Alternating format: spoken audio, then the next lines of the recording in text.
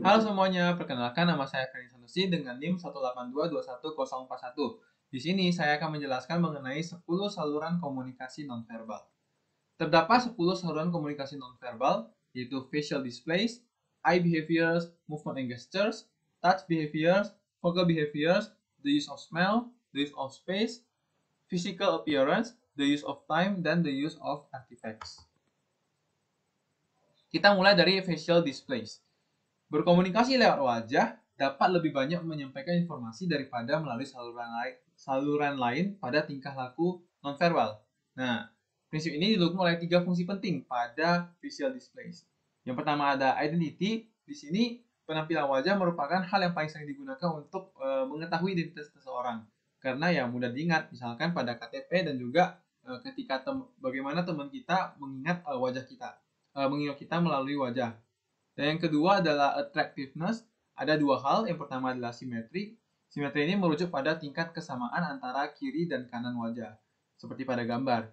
Nah, yang kedua adalah proportionality. Itu merujuk pada ukuran relatif terhadap salah satu fitur wajah, yang misalkan hidung ataupun telinga. Nah, semakin besar tingkat simetri dan tingkat proporsionalitas dari wajah seseorang, maka akan semakin atraktif orang tersebut. Dan yang terakhir adalah emotion. Ya, cara berkomunikasi melalui ekspresi wajah untuk mengungkapkan emosi atau perasaan, misalkan rasa senang, sedih, terkejut, marah, dan lain-lain. Yang kedua adalah eye behaviors. Kita menggunakan kontak mata untuk memberi tanda ketertarikan kita terhadap seseorang atau menyimpulkan adanya kemungkinan orang tertarik dengan kita. Kontak mata juga bisa digunakan untuk membujuk orang dan memberi tanda bahwa kita sedang memperhatikan dan memahami lawan bicara kita. Selain kontak mata, ukuran pupil juga berpengaruh. Pupil akan membesar ketika seseorang menemukan hal yang menarik secara fisik ataupun ketika sedang merasakan gairah atau emosi. Yang ketiga adalah movement dan gestures. Salah satu cara untuk melihat movement itu bisa melalui cara kita berjalan. Ketika kita sedang percaya diri, maka kita akan berjalan dengan langkah yang konsisten, dengan kepala menghadap ke depan. Ketika seseorang sedang gugup, ya mungkin akan berjalan dengan penuh ketakutan dan sering menoleh kemana-mana. Studi mengenai movement ini disebut kinesics. Nah, adapun juga gesture, ini komunikasi dapat dilakukan dengan menggunakan lengan dan tangan. Misalkan, ketika kita ingin kita ingin bertanya kepada dosen, ya kita mengangkat tangan. Itu ada contoh gesture. Hal ini juga disebut dengan gesticulation. Nah, menurut ahli komunikasi, gestur ini dibagi menjadi 5 bagian. Yang pertama adalah emblems. Ini adalah gestur dengan terjemahan verbal secara langsung. Misalkan kita ingin melambaikan tangan, yaitu udah pasti antara hai atau selamat datang. Sampai jumpa. Lalu yang kedua adalah illustrators. Itu gestur yang memberi pesan verbal untuk melakukan klarifikasi. Misalkan membuat gerakan bagaimana menunjukkan sesuatu itu besar atau kecil dengan menggunakan gerakan tangan. Yang ketiga adalah affect displays, gestur yang mengekspresikan emosi atau perasaan. Misalkan, seseorang dapat menggenggam tangannya dengan erat ketika sedang takut. Yang keempat adalah regulators. Ini adalah gestur yang mengontrol alur percakapan. Misalkan nih kita ya mengangkat tangan, raise hand, ketika kita ingin instruksi. Dan yang terakhir adalah adapters. Ini gestur yang digunakan untuk memuaskan kebutuhan pribadi. Misalkan ya ketika tubuh sedang gatal, kita biasanya akan langsung menggaruk tubuh. Nah, itu adalah contoh gestur dari adapters. Selanjutnya adalah touch behaviors. Nah, ada juga 5 bagian dari touch behaviors. Yang pertama itu adalah affectionate, seperti pelukan, ciuman, dan memegang tangan sebagai media mengomunikasikan perasaan pribadi kita terhadap orang yang disentuh. Yang kedua adalah caregiving. Ini contohnya seperti memotong rambut, menggosok gigi, dan memijat. Nah, beda dengan affectionate tadi, pada caregiving ini kita biasanya berorientasi pada tugas, task oriented, dan bukan sebagai saluran mengomunikasikan perasaan pribadi seperti yang affectionate tadi. Yang ketiga adalah power and control. Kita menggunakan kekuatan dan pengendalian dalam bersentuhan. Misalkan, kita berusaha memisahkan dua orang yang sedang berkelahi dengan mendorong atau memeluk tubuhnya dengan tujuan untuk mengendalikan kedua belah pihak. Lalu yang keempat adalah agresif. Ini dapat berupa kekerasan fisik seperti memukul, mendorong, menendang, dan menampar seperti pada gambar boxing. Nah, yang terakhir adalah ritualistik.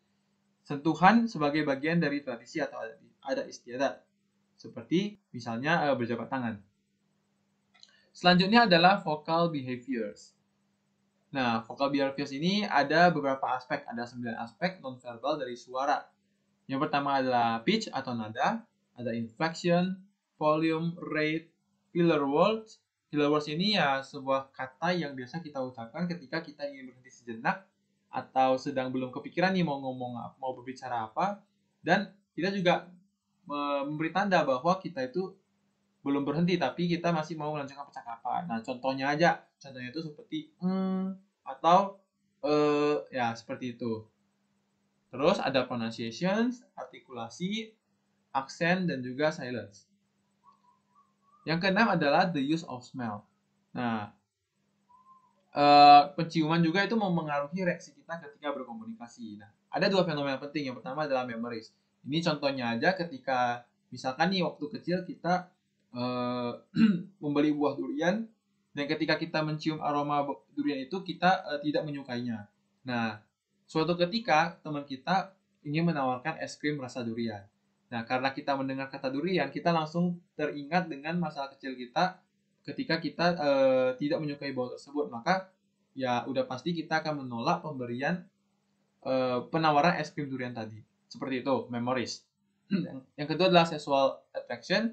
Ya, aroma tubuh seseorang dapat menjadi daya tarik bagi lawan jenisnya. Yang ketujuh adalah the use of space. Ini studi tentang zona ruang. Ada 4 jenis. Kalau di kebudayaan barat ada intimate distance. Ini biasanya memiliki jarak 0 sampai 1,5 kaki. Karena ini satuan menggunakan kebudayaan barat, maka kita menggunakan satuan dari kebudayaan barat, yaitu kaki. 0 sampai 1,5 kaki. Nah, ini berlaku untuk orang yang memiliki hubungan terdekat, misalkan orang tua, istri, dan anak. Yang kedua adalah personal distance, memiliki jarak 1,5 sampai 4 kaki. Berlaku untuk teman, sahabat, dan saudara. Yang ketiga adalah social distance, memiliki jarak 4 sampai 12 kaki. Berlaku untuk orang yang sekedar kita kenal. Dan yang terakhir adalah public distance, memiliki jarak 12 sampai 25 kaki atau lebih. Berlaku untuk figur publik. Nah, lalu ada juga faktor lain yang mempengaruhi kedekatan atau jarak seseorang. Misalkan status disabilitas. Nah, ada ahli komunikasi berpendapat bahwa orang-orang cenderung malu untuk berinteraksi dan menjauhi orang-orang yang memiliki disabilitas secara fisik. Yang kedelapan adalah physical appearance. Ya, penampilan fisik penting karena kita mengaitkan kualitas positif terhadap orang lain. Dan fenomena ini disebut dengan halo effect. Mayoritas kita akan menilai seseorang melalui penampilannya terlebih dahulu. Seseorang yang menarik biasanya dinilai lebih ramah, kompeten, dan memiliki kemampuan yang lebih daripada orang biasa. Namun, penilaian physical appearance ini bersifat subjektif dan ini memiliki sisi negatifnya ketika kita bisa membuat orang menjadi minder dan berusaha mencari cara untuk berubah penampilannya, misalnya melalui operasi plastik, dan ini tentu negatif. Yang kesembilan ada the use of time. Nah, dalam berkomunikasi, alokasi waktu yang digunakan untuk orang lain itu bisa aja memberikan pesan penting, misalkan terhadap perasaan kita terhadap orang yang dituju, atau mungkin ya karena kita meluangkan waktu, kita dapat orang lain merasa dihargai gitu dan diberikan value dari orang yang meluangkan waktu tersebut. Nah, tentu penggunaan waktu ini juga bisa dikarenakan oleh kekuasaan atau kekuatan. Misalkan nih kita ingin bertemu dosen pembimbing untuk membahas diskusi tugas akhir kita. Nah, tentu kita sebagai mahasiswa, karena kita memiliki power yang lebih kecil, hendaknya kita yang menunggu dosen pembimbing, karena dosen pembimbing merupakan waktunya itu dinilai lebih valuable, lebih berharga karena power yang lebih besar. Dan yang terakhir itu adalah the use of artifacts. Artefak ini adalah objek visual yang mencerminkan apa dan siapa diri kita. Artefak dapat digunakan sebagai alat komunikasi melalui pemilihan dan penempatan objek serta penggunaan warna. Misalkan ketika kita ingin rapat di suatu organisasi, kita cenderung untuk menyusun meja dan kursi dan membentuk lingkaran. Tujuannya apa? Agar komunikasi ini dapat berjalan mengelilingi lingkaran tersebut. Artinya, setiap orang yang berada di rapat tersebut diberi kesempatan untuk saling berdiskusi dan bebas dalam mengemukakan pendapat. Nah, seperti itu. Oke, untuk slide yang tadi saya buat itu semuanya diambil dari buku Interpersonal Communication Second Edition. Sekian presentasi dari saya, terima kasih.